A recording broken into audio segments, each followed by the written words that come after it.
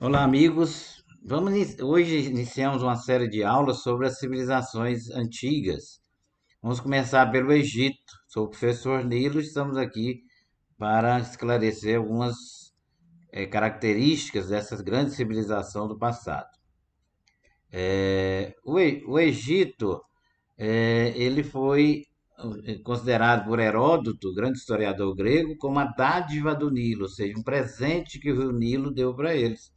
Então aqui ele foi surgiu às margens do rio Nilo aqui, ó, que desemboca lá no mar Mediterrâneo.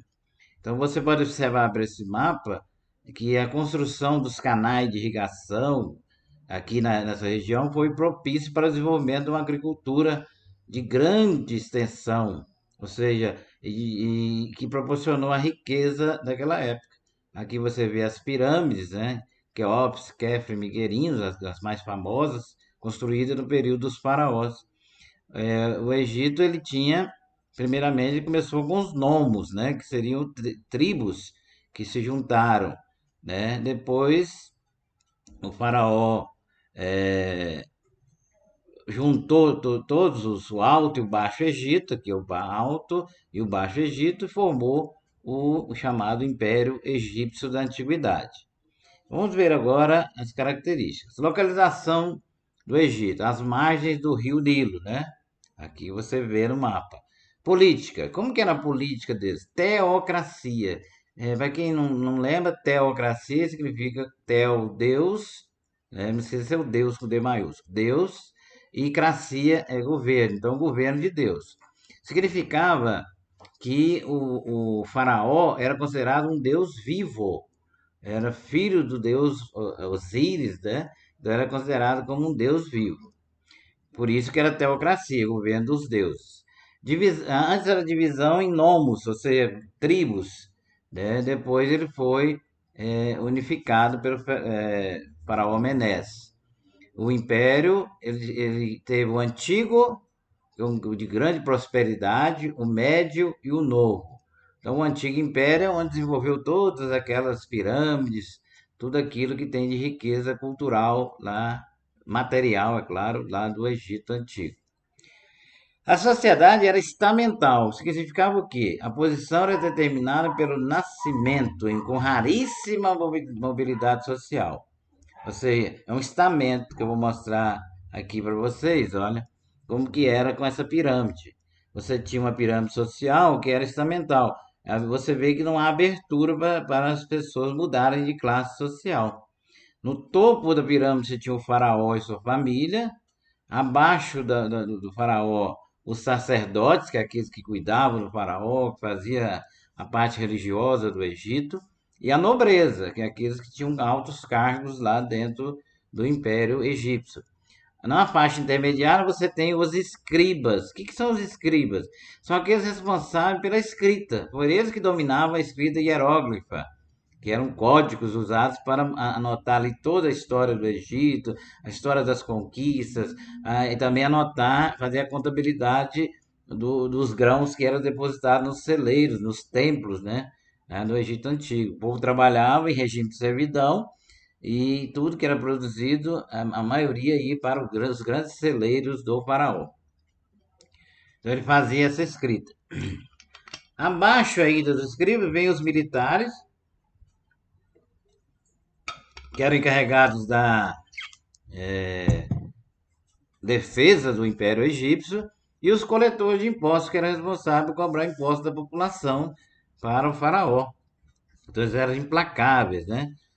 Mesmo os escravos tinham que pagar esses impostos. Você tinha abaixo de tudo os camponeses, né, naturais do Egito, e os escravos que eram capturados em guerras. A maior escravidão que teve no antigo Egito, no Império Antigo, é dos hebreus, um povo que nós vamos explicar sobre ele depois em outra aula. Então, essa é a pirâmide social do Egito. Então, não havia mobilidade, não havia condições de um camponês virar faraó. Só na Bíblia tem a história de Moisés, que era filho de hebreus, que foi com medo que o matassem, sua mãe colocou ele num cesto, né? e jogou no rio Nilo, e a irmã do faraó achou e criou ele como um faraó, um herdeiro do trono do faraó. Isso na Bíblia conta essa história, que é a história da saída do povo hebreu do Egito, né, chamado Êxodo, no livro do Êxodo. A economia era agropastoril, né? Então ele dedicava à agricultura e ao pastoreio. No Egito, a religião, vamos ver a religião do Egito, era baseada no livro dos mortos, né? O livro é um livro sagrado que expressa a crença na reencarnação e no julgamento pós-morte. Aqui é uma capa do livro, que é considerado o primeiro livro da humanidade, que é o livro dos mortos do Antigo Egito. É a capa dele.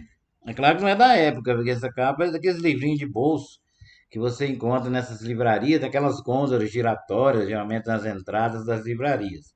Esse livro aqui é interessante, quem quiser lê-lo para entender um pouco da religião egípcia. Ela acreditava na reencarnação e no julgamento divino pós-morte. Era a crença dele. Só que a crença dele era da reencarnação ao próprio corpo, é diferente da doutrina espírita de Allan Kardec, que a reencarnação seria em vidas diferentes, com corpos diferentes, com sexualidade diferente, tudo isso. Característica dessa religião: politeísta. Politeísta significa crença em vários deuses. Poli significa vários, tel, Deus, então politeísta, crença em vários deuses. Como que era essa crença do Egito? Antropomorfia, ou seja, é um deus com forma de homem. Ou seja, o faraó era considerado um deus vivo. Ninguém ousava tocar nas vestes, né, nas roupas do faraó. Ninguém tocar nele. Só os sacerdotes que o vestiam, que o benziam, né, que poderiam tocar nele. Ou sua esposa, é claro, seus filhos. A zoomorfia são um tipo de deuses em forma de animais, né? Zoo, animal, né? Em forma de gato. O gato, por exemplo, é um exemplo claro dele. A antropozoomorfia é quando tem o homem, antropo, animal, forma de homem de animal, como por exemplo Horus, cabeça de falcão e corpo de homem. Era cultuado lá naquela época. Ainda tinha a forma animista, que é cultuar as forças da natureza, como por exemplo o Sol e a Lua.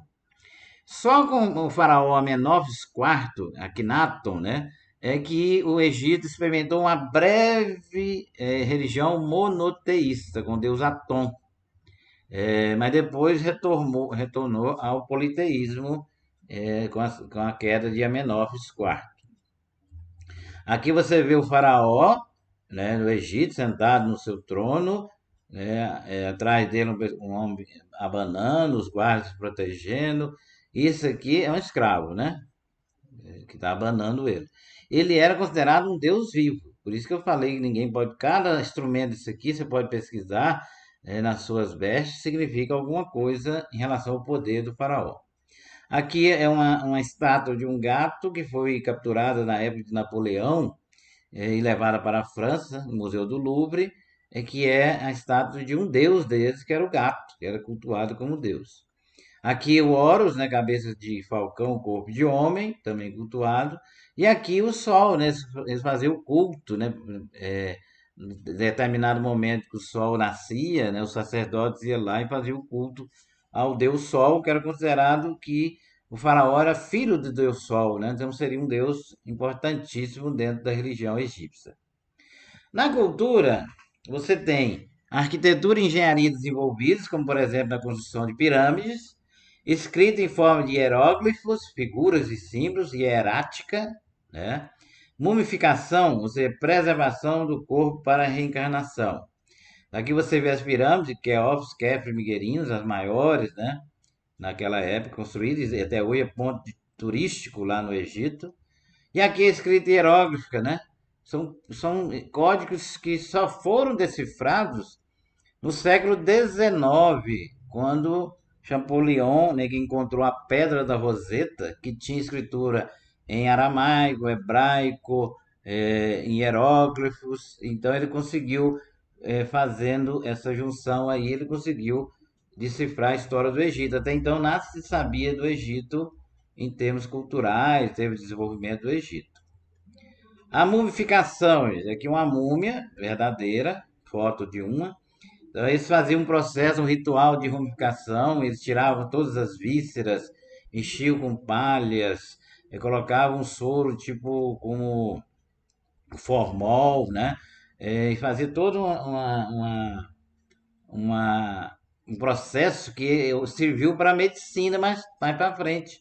Então, uma herança cultural, porque eles acreditavam que o faraó ia voltar para o mesmo corpo, então ele tinha que preservar o corpo ao máximo. Quando enterrava ele na pirâmide, colocava ele na pirâmide, colocava lá suas riquezas, suas joias, alimentos, tudo que ele precisasse quando ele reencarnasse ao próprio corpo. Só que nenhum reencarnou, né? Ok? Olha, muito obrigado a vocês. E na próxima aula nós falaremos de outra civilização.